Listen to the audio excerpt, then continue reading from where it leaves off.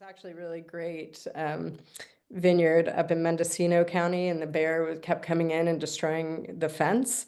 And so the guy, he's like, it was more expensive for him to keep replacing his fence, so he puts up a ladder for the bear every season. The bears come in, and he goes for the wine, and then goes back out.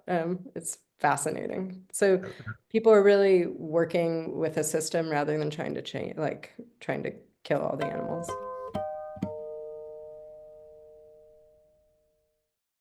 Welcome to each of you from around the world. We are so happy that you've joined us for this conversation, the Goldilocks strategy, getting our relationship with bears and lions just right. I'm Beck Mordini, the Executive Director of Biodiversity for a Livable Climate.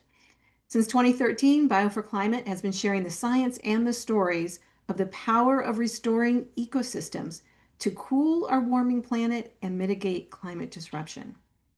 We're delighted to bring you this presentation in partnership with GBH Forum Network as part of our Life Saves the Planet program. So we're happy to bring this topic to you this evening. Since 2013, we've shared the experiences of people around the world who live and work with animals in a way that balances ecosystems and restores the land. We have been lucky to work with Judith Schwartz, the author of many nonfiction books, including The Reindeer Chronicles and Cows Save the Planet, and to feature speakers who work with animals such as donkeys and cattle of all sorts. But this may be the first time we've heard from those in close relationship to animals that we consider dangerous, such as lions and bears. But often these predators are keystone species that are necessary for an ecosystem to function.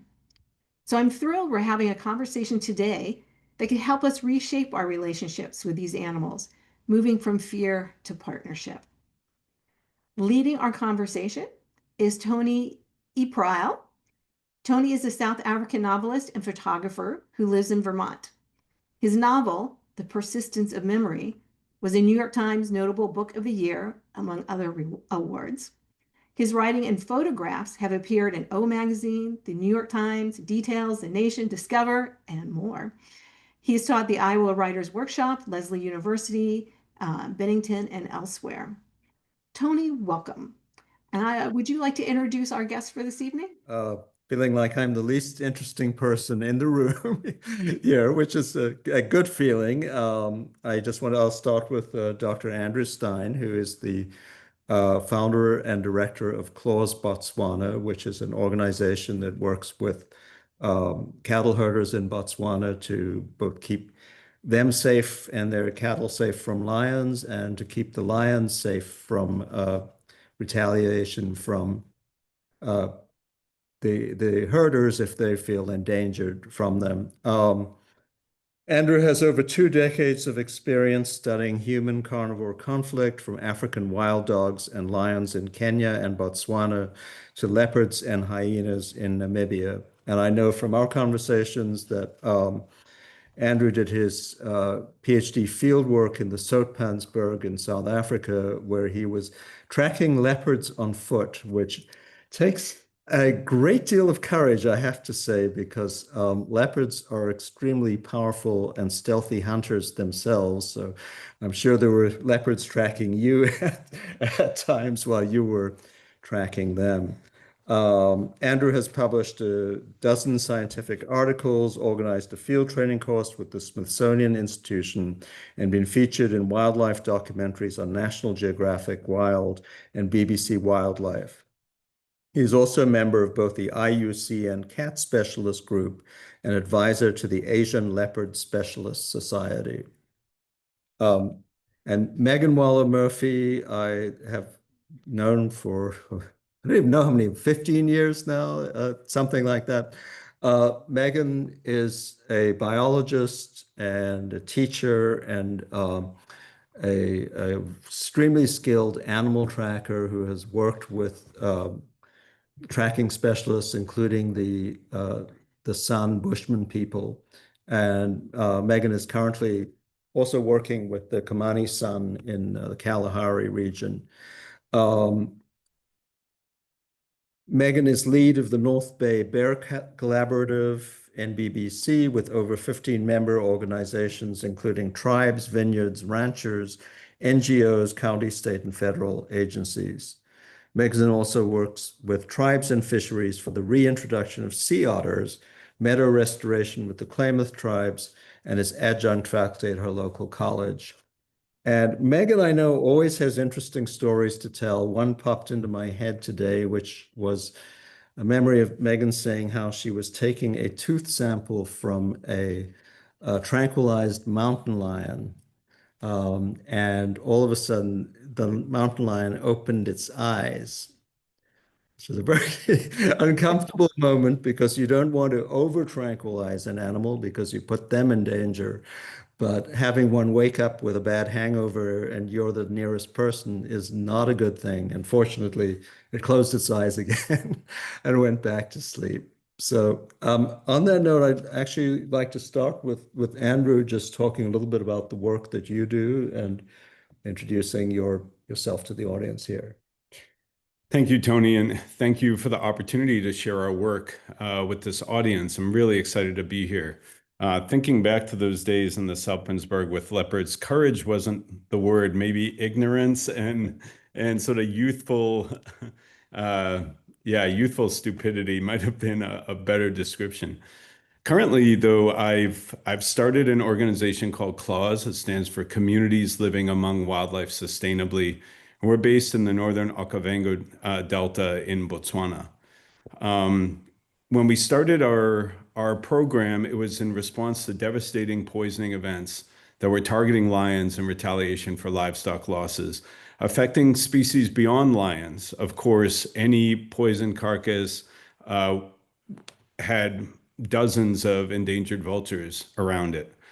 So instead of trying to prosecute people for using illegal poison, we decided to take a compassionate approach to say people are using poison because they're desperate. And it's not going to be possible for us to stamp out poison use unless we give people alternatives.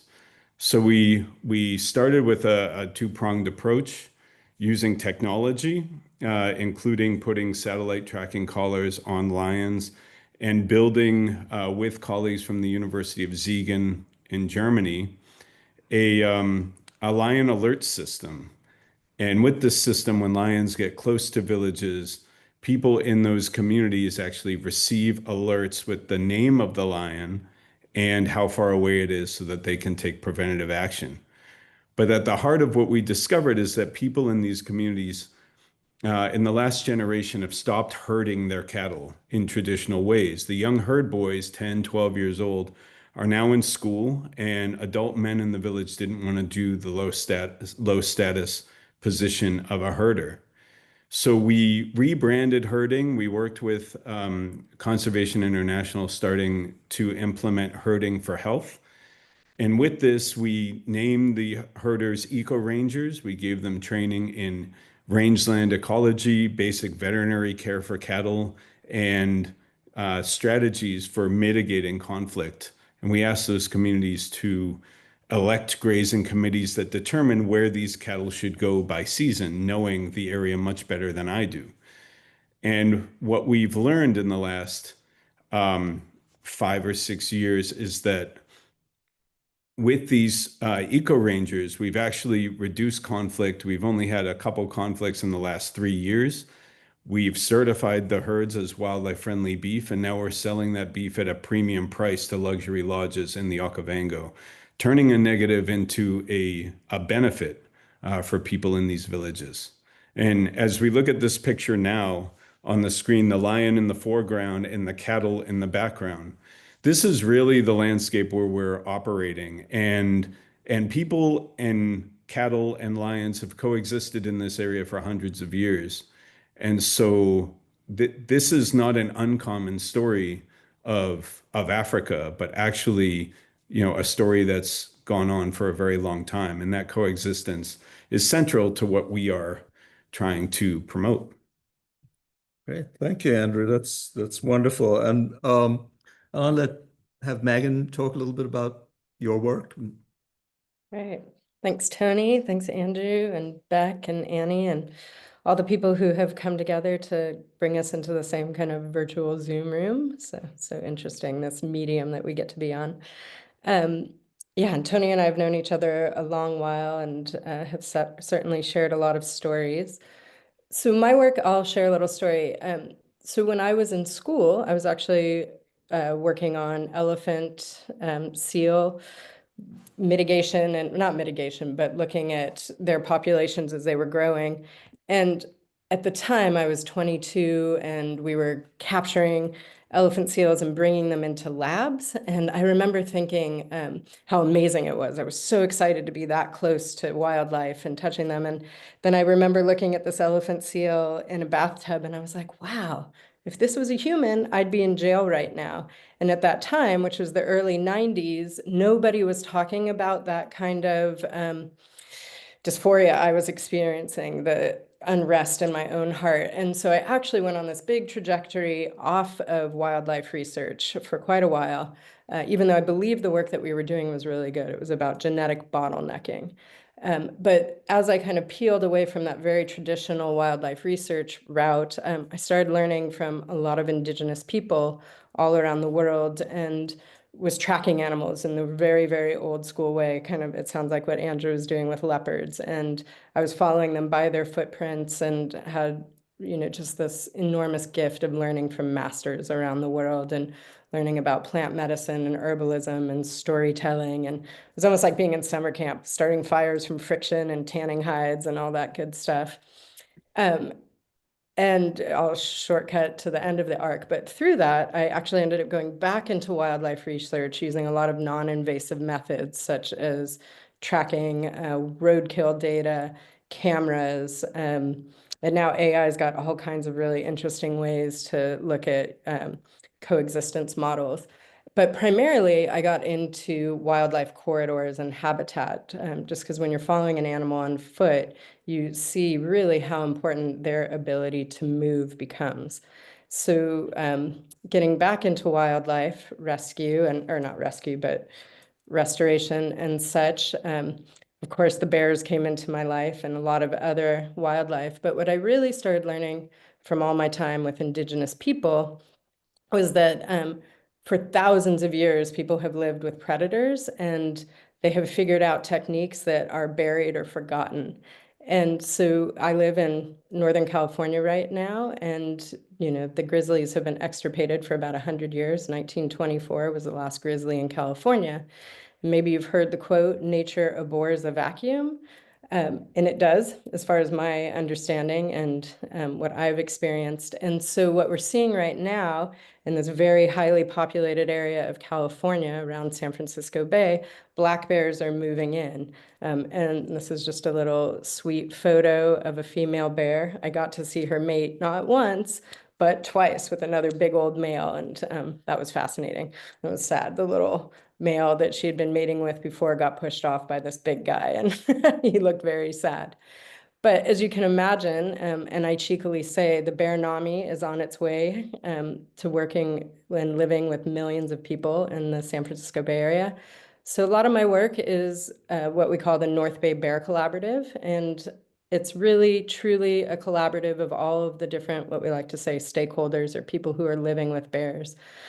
Bears love vineyards. I'm sitting in Sonoma County right now in Glen Ellen, big wine district, and turns out bears love Pinot Noir. They'll actually walk past other vineyards and other vines just to get to those.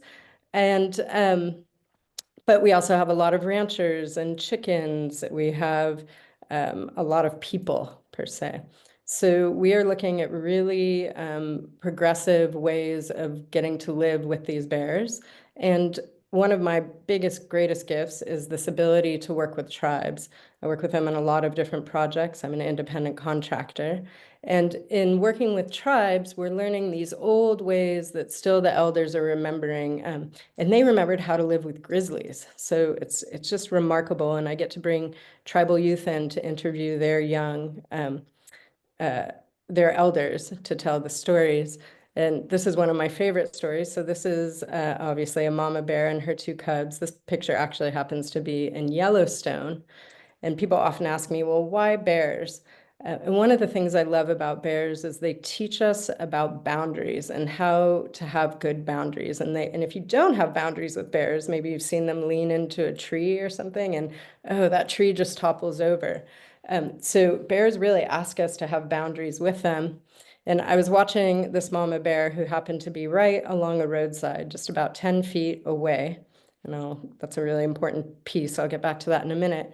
But I was watching her, and these two little cubs were playing around, and then she just sat down and they crawled up her belly and started feeding.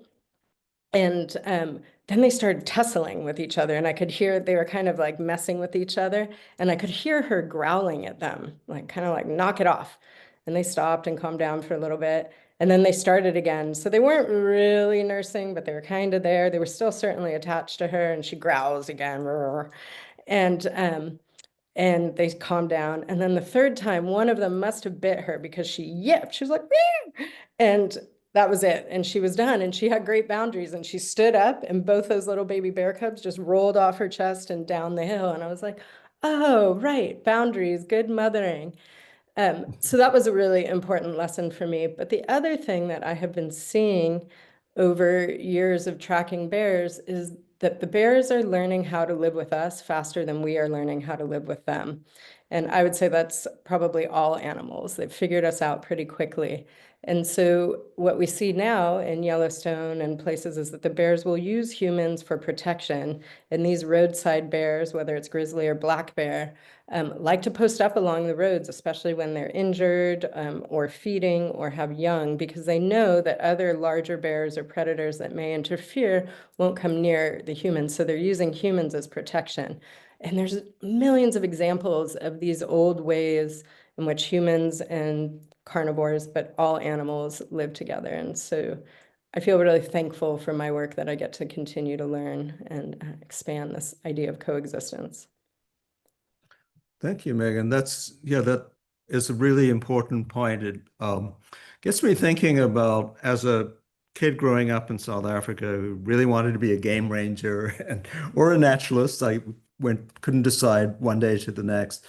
I read a lot of the early accounts by hunters who turned into conservationists and wildlife experts. And one of those famous in South Africa was James Stevenson Hamilton, who helped to create what was at first the Sabi conservation area and then became a very large part of the Kruger National Park.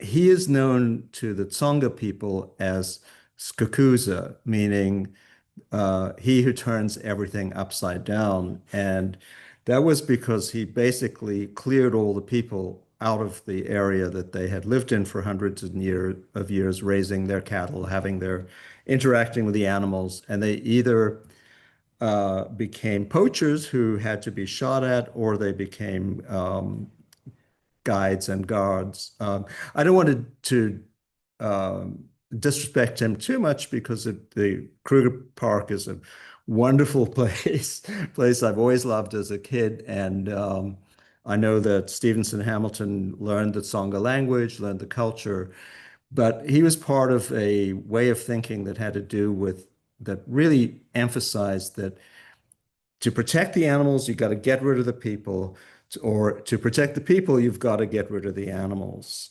And that kind of colonial thinking, unfortunately, I think is still very prevalent. I know both of you are working to counter that. I wonder if you'd each like to say something about the ways in which we can change those ideas, and also the ways, again, just segueing from what Megan was talking about, working with the indigenous people who are part of that world, recognizing our role as being humans in a natural landscape is what a natural landscape is. I do know tourists always go to Africa thinking, I want to see the real Africa, and meaning by that a place without any people in it. So you wouldn't mind addressing, it's a broad question, but I guess I think I can start. Yeah, with our program in the Okavango, you see the brochures of many of the many of the lodges, and there's no people. And you think this is where humanity started. This is where, that the earliest people had to navigate landscapes with large, large predators, elephants, hippos, all these things, buffalo, very dangerous animals. And so in many ways, a lot of the indigenous peoples know best how to live in landscapes with wildlife better than, other parts of the globe where people eventually made their way to. And so I think a lot of the work that we try to do is to shift away from this fortress conservation model where you're setting up protected areas, you're keeping people out. Yes, there is a role for some protected areas, but there's large landscapes, especially in countries like Botswana, where human population is very low, and there is room for people and their cattle, if managed well, to actually promote wildlife and coexistence in landscapes. And that's what we're striving for ourselves. Oh, thanks. Yeah, I would say just in my own journey of tracking and really learning from a lot of indigenous cultures around the world, that it's a false narrative, this separation of humans from nature. In the United States, John Muir, who's a hero, really was a huge proponent of that. And I think all to the great demise of indigenous people in Yosemite Valley and the Sierras. And the further I go in my own journey, where I'm starting to learn is something that's kind of often called traditional ecological knowledge, or TEK, or indigenous ecological knowledge. And it squarely puts humans almost as custodial species. I've also heard other people say humans as providing keystone processes. So my journey right now is really uncovering this traditional ecological knowledge. Certainly in California, there's a lot of this happening. Putting fire back on the landscape is a really kind of the most obvious low-hanging branch. It was also happening all over the Kalahari in Southern Africa. And there's many books written about how indigenous humans tending a landscape actually increased biodiversity and had all these regenerative practices. One of the things that I find fascinating is there's also another false narrative that there weren't that many people on the planet, because a lot of those narratives were written by the missionaries or by the fur trappers and such. And by the time they got, and I'll speak specifically of California, but I'm learning this in a lot of other places, by the time that they got to California, disease had already wiped out nearly 80% of the people that were living here. And yet, when you start to look at historical records and the amount of food that was being produced, I think saying that in some areas, like where I live in Sonoma County was feeding hundreds of thousands of indigenous people from the bounty that was here. I'm working now with the Klamath tribes in Southern Oregon. And when you look at who was living there and the amounts of foods that were being harvested, it was tremendous bounty of food in all these different areas and places. And so it really begs the question that, I always like to remind people, not only are we animals, we're mammals and we're primates, and we're on that like taxonomic tree. And so that puts us squarely in relationship with nature versus outside of it. And so I feel like it's time to start pushing against this idea of leave no trace or we don't belong, and can we bring back these regenerative practices? Thank you, Megan. Yeah, I do think the key word is the regenerative practices, to be aware that activities like planting crops or even moving animals, if done correctly, can be regenerative. Even hunting is regenerative. I know you've encountered some issues with some of the tribes have as part of their tradition to hunt bears. I think there's a tendency for uh, many people to just think, well, we should have no hunting in a conservation area, or we should have no planting or no cattle or none of that. I'm just part of this conversation is emphasizing that that is actually not the best way to do it, and ultimately does create more animal-human conflicts in the long run than having people on the land working on that. I will say, just to segue from that, throw in an anecdote, a local anecdote here, which is there's a new goat farm just about a mile through the woods from me where they have started raising milk goats and have two dogs, a Great Pyrenees and a Maremma. And for a long time, the Great Pyrenees and the Maremma had a kind of modus vivendi going with the local coyote population, where they had pretty much let the coyotes know you've got to leave the goats alone. And the coyotes were leaving the goats alone and being in the area, and the dogs were not bothered. And then all of a sudden, the owners of the goat farm suddenly noticed that coyotes were trying to raid the goats, and there was a whole group of young coyotes. And she also mentioned that there was one particular large male coyote, seemed to be the leader of the family, who had disappeared, who she had been used to seeing. And then a neighbor said to this friend, "Oh, that coyote that was bothering your goats, I got rid of him. I shot him."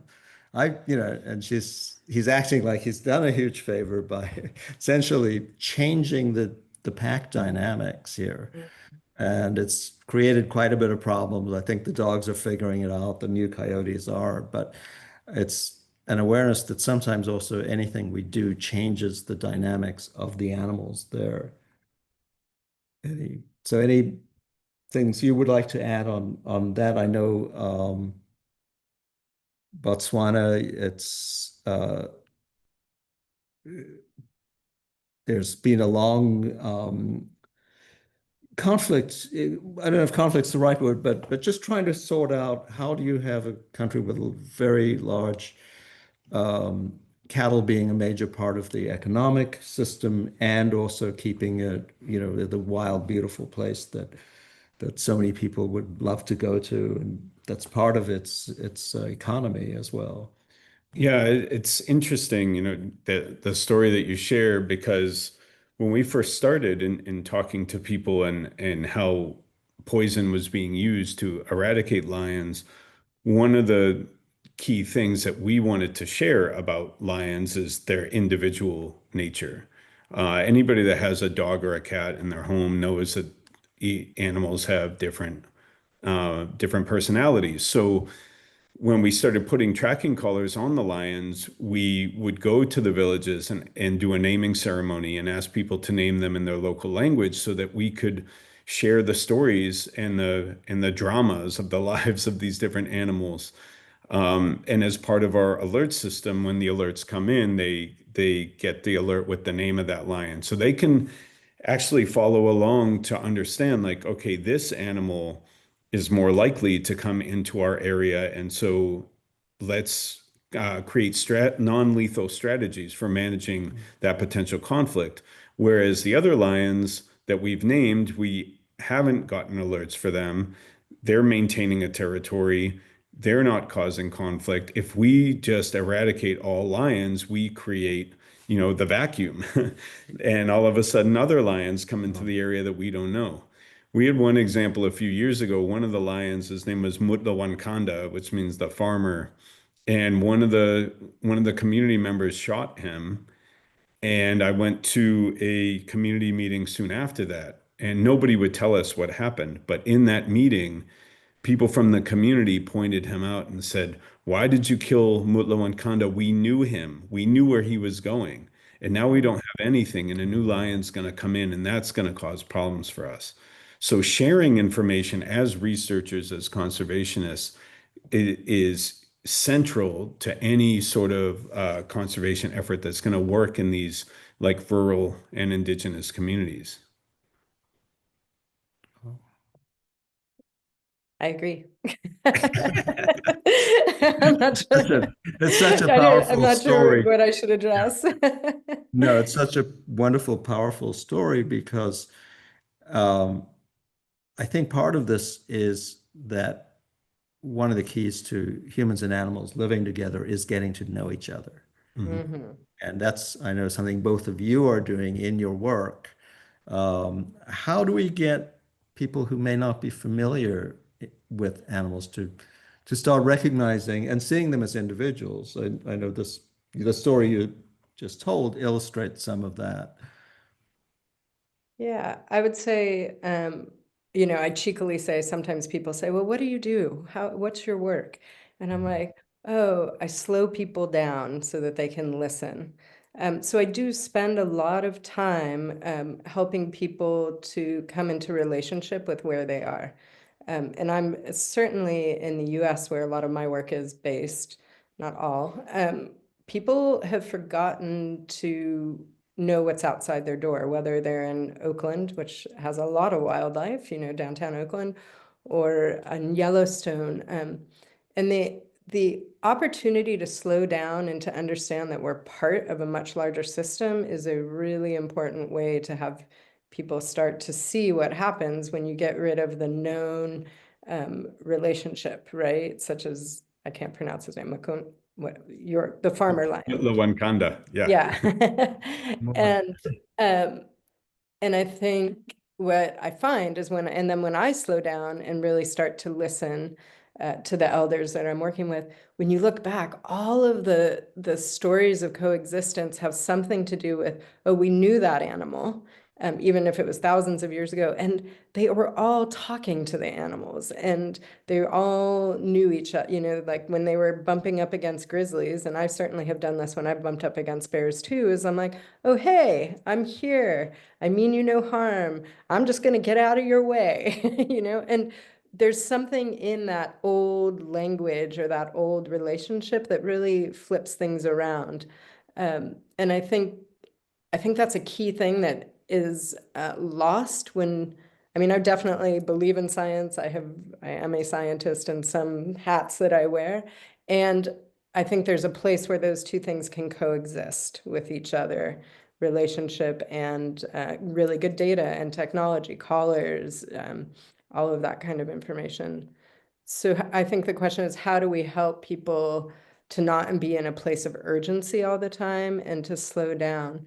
And one of the things that I have realized, and maybe Andrew, you realize this too, is it takes a long time. When I was in my 20s, I was like, I'm going to do it. I'm going to save the world and we're going to just clean it all up and whatever it was, right? And now I just turned 50 and I'm like, oh, right.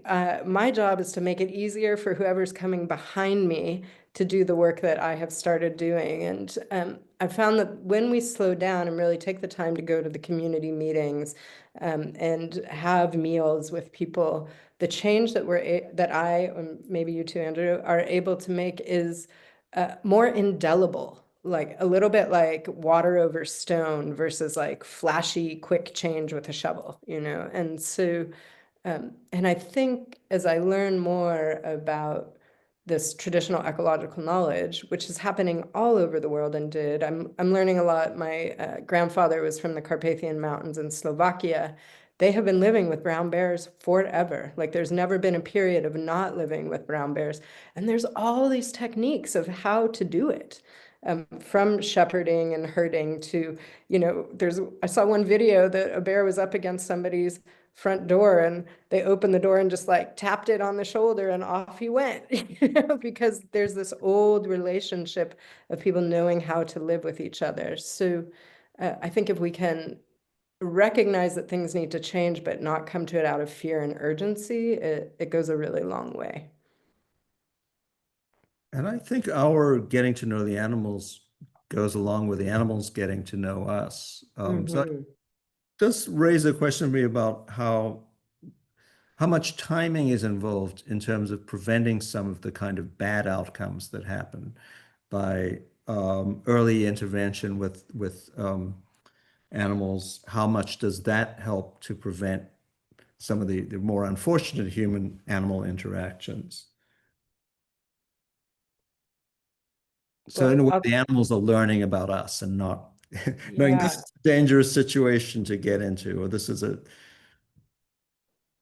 Yeah, yeah, I find animals know us better than we know them in a lot of situations. In our landscapes, many of the animals like lions fear people just because there's been a very antagonistic relationship.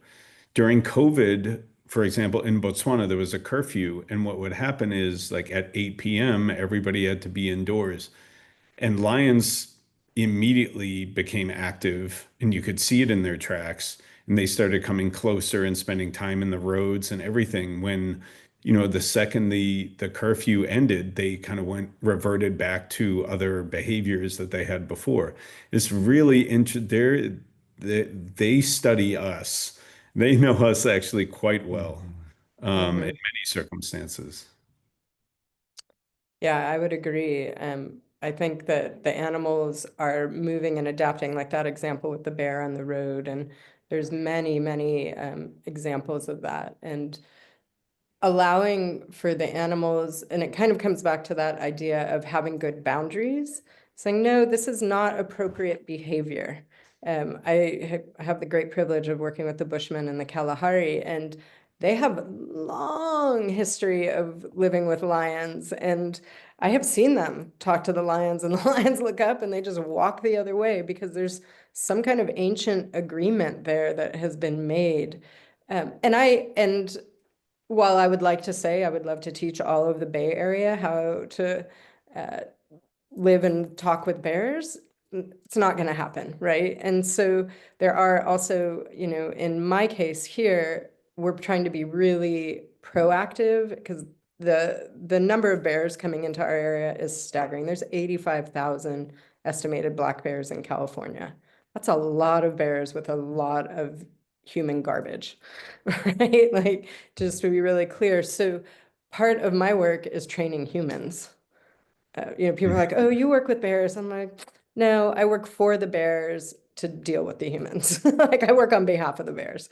So I really do believe it's time for us to have better behavior. yeah. I see there's a question about how this coexistence knowledge is being transferred or shared with urban cultures, especially in the interface areas. Are governments interested or other people? I guess particularly, Andrew, I know how are your work, how's your work with the governments and also these other uh, safari areas in your location? Yeah, so it's interesting. Our work in our geographic locations actually quite remote, even in Botswana. So what's been nice is like in the initial years of our creation and developing the program, we've worked in kind of isolation. Like a lot of people, even within the country, weren't aware of the efforts that we were making, which was a blessing in a way because a lot of the early challenges and even mistakes that we made, we were able to kind of fix them, work through them through our partnerships with these rural communities. So now we're starting to do a lot more outreach with government and with other villages and other parts of the country, taking the best of what we've learned, adapting it to other circumstances as best we can, and then trying to share those lessons that we've learned. So in the last couple of years, I would say there's been a big effort within our team to meet with not only the Department of Wildlife, but Department of Agriculture, even looking at disease risk for cattle and so forth. So that's been a big part of our outreach recently, and we'll see how that develops with time. Great. So yeah, I get to work with our government, California Department of Fish and Wildlife. I work with state parks, regional parks. In the case, I'm working on a reintroduction or recovery of sea otters. So U.S. Fish and Wildlife is part of that. And simultaneously, I'm working with tribes, and they're really deeply interested in that work. So right now, there's, especially under our previous administration, there was a lot of money going into tribal knowledge and rematriation of land back.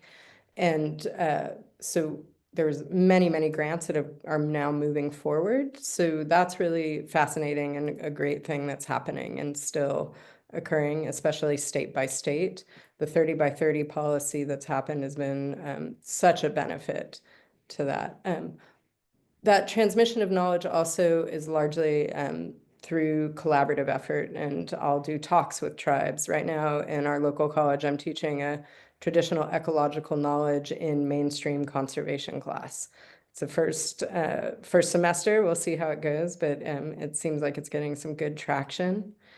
There's also a lot of, I never ever thought I was going to be getting into tribal policy and tribal treaty rights and such, but I am deeply mired in this work right now and looking at novel ways to bring this knowledge and more leadership into these movements rather than it having to go through conventional pathways that are a little bit stymied right now. So we're getting like how can, like condors were brought back through the Yurok tribe, and there was no way that U.S. Fish and Wildlife was going to be able to do that. The tribes were able to take a lead on that. The dams coming down on the Klamath River, amazing. Like that was a huge collaborative effort.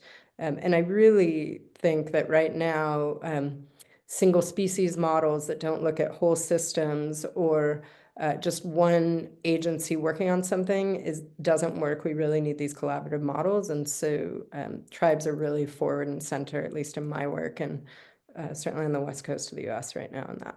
So. Thanks, Megan. And I know you also work with some of the vineyards to keep both, let the bears get some Pinot Noir, but keep them out as well. Yeah, there's this actually really great vineyard up in Mendocino County, and the bear kept coming in and destroying the fence. And so the guy, he's like, it was more expensive for him to keep replacing his fence, so he puts up a ladder for the bear every season. The bears come in, and he goes for the wine, and then goes back out. It's fascinating. So people are really working with a system rather than trying to change, like trying to kill all the animals. Sometimes. I saw there was a question about wolves, and it's a really fascinating reality that's happening right now. Respond to that. Yeah. So one of the things that's interesting and also a gift, and this goes with the black bears that are kind of colonizing new areas, the wolves in California were not reintroduced. They have made their way in from Idaho and Oregon. And so as far as the government goes, it becomes a lot simpler that way because we don't have to take on that we reintroduced and plopped wolves into cattle ranching areas. That has a whole different connotation or similar, like the lions have been there. There's a lot of really incredible people working similar to what you're hearing Andrew doing about coexistence. There's range rider programs. There's right now there are it's like fenceless, you know how you have those fenceless fences for dogs where they wear a collar and they can't go beyond a certain area. There's a lot of cattle herders that are working with that. I just heard of an AI program that is trying to learn wolf language, and it's attached to a camera. So when a wolf comes by, it identifies species and then will play what it believes is a language that will help the wolf to move on and be like, you're not supposed to be here. You're not welcome here. That is just like within 6 months, I've heard of that, and really breaking news, which I think is fascinating. And then there's a lot of really interesting models about how do we mitigate for the loss that comes from wolves eating cattle, insurance policies that are set up. There's a lot of really ingenious people working on it. And what's cool is there are now 12 packs of wolves in California. It's like, does that also have the downside that if government pays for cattle being killed by wolves, the tendency is to blame every death of the cattle on a wolf because it'll get paid for? You deal with this, I imagine, in Botswana as well, that the government pays for does that pay? I believe they pay for cattle that are killed by lions. Yeah, that the compensation program with government, um, yeah, it's definitely a challenging system. I think there are a lot of flaws to it.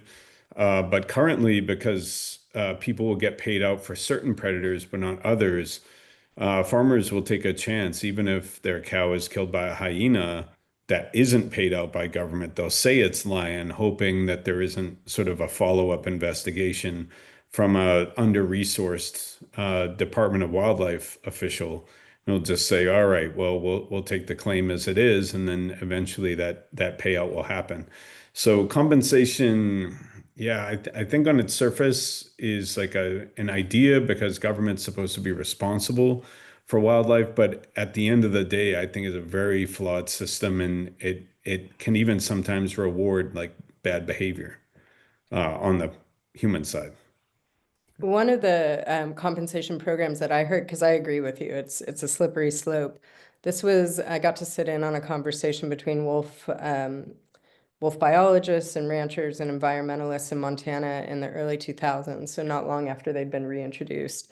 And it was NRDC was mediating this conversation, and where they landed was a compensation program where there was a pool of money that was put in like an insurance policy for a certain area or neighborhood.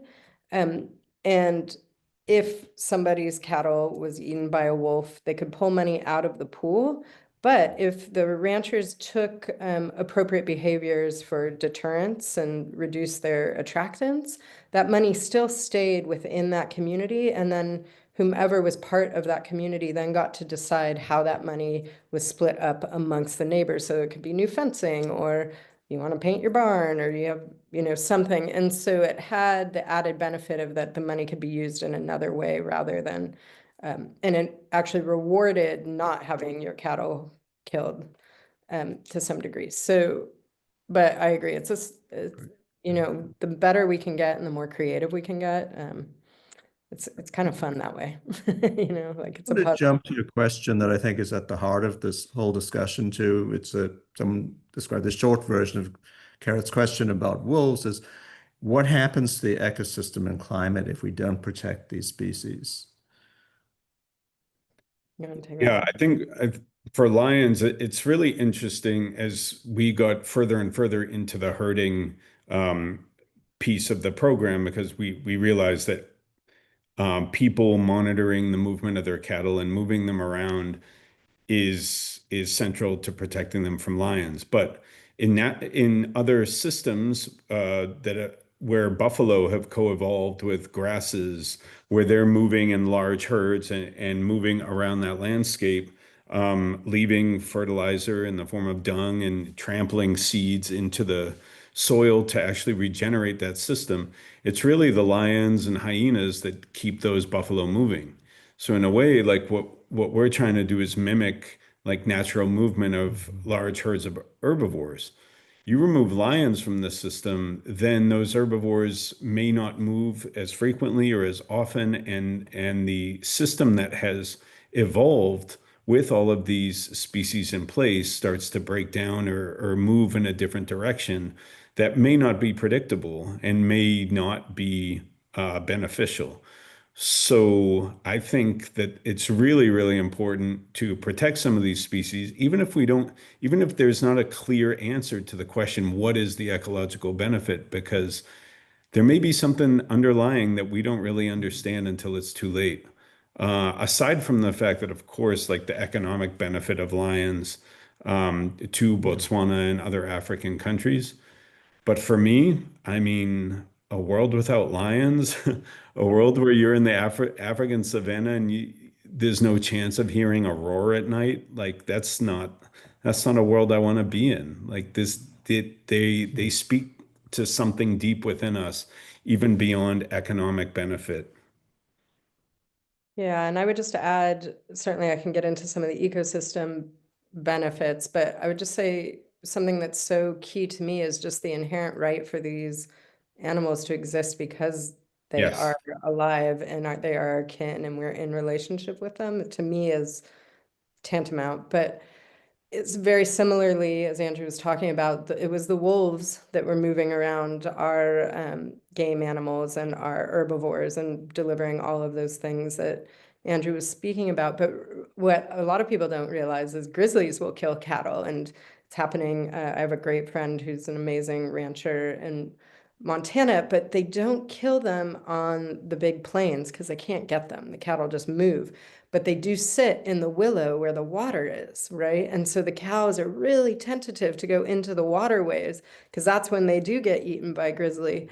And so then we get this added benefit of like, oh, they're actually protecting the waterways. So the cows don't linger. They don't create these big mud puddles that we see when there are no predators on the ground.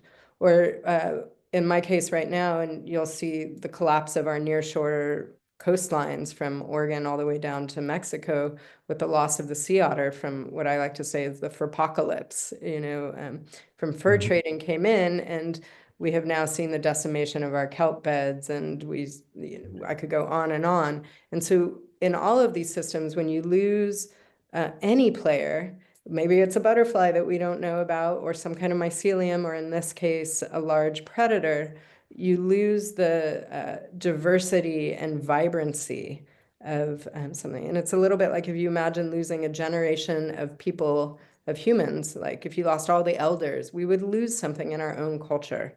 And so when we lose that one species from a system, we lose the vibrancy of it.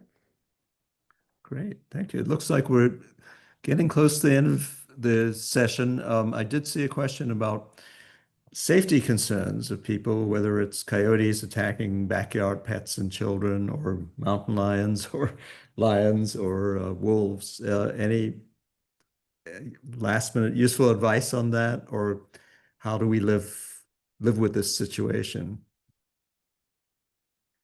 From my side, I say just be mindful of where you are and be respectful of animal space.